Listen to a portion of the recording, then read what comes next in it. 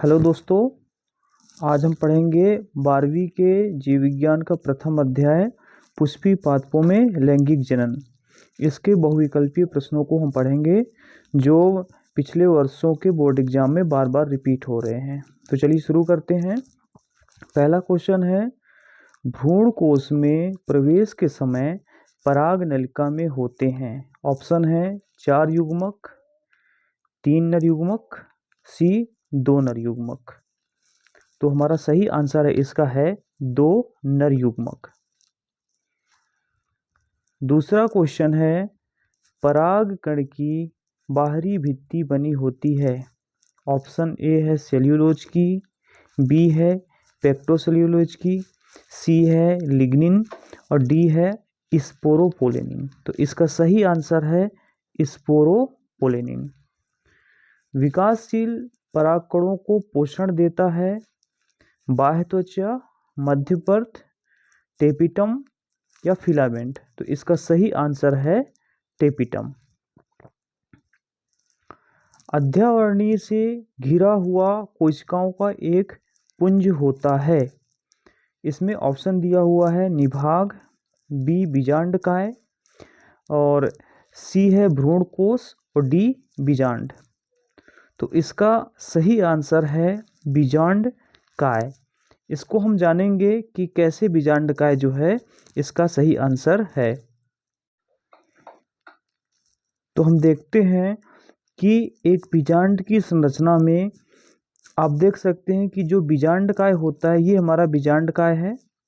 इस पुष्प का बीजांडकाय ये है और इसके चारों ओर बाह्य व आंतरिक अध्यावरण पाए जाते हैं। तो ये बाह्य और आंतरिक अध्यावरणों के बीच में जो है बीजांडकाय है। ये बाह्य और आंतरिक अध्यावरण है, इनके बीच में ये वाला भाग जो पूरा ये बीजांडकाय है और ये जो बीच में जो ये बना हुआ है इसको हम भ्रूणकोश बोलते हैं।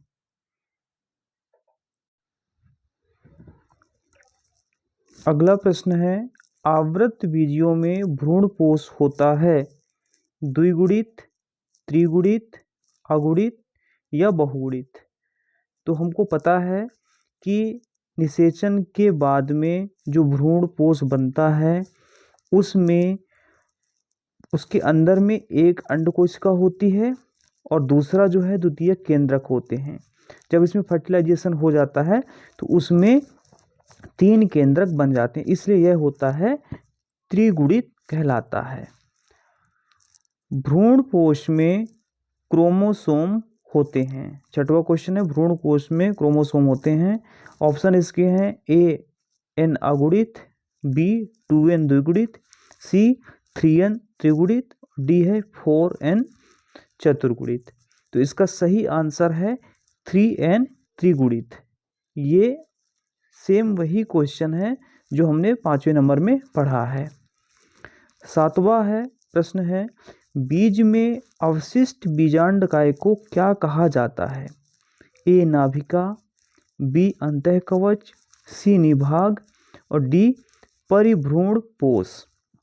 तो इसका सही आंसर है डी परिभ्रूणपोष। परिभ्रूणपोष जो होता है जब बीजांडकाय बीज में परिवर्तित हो जाता है और भ्रूणकोश के बगल में एक पतली सी परत जो बन जाती है उसको परिभ्रूणपोष कहते हैं।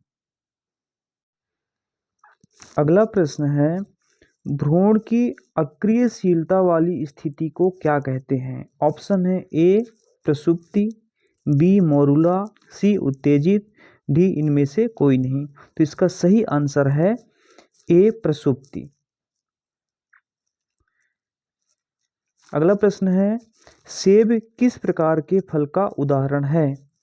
ए कूट फल, बी वास्तविक फल, सी ये दोनों या डी इनमें से कोई नहीं। तो इसका सही आंसर है ए कूट फल।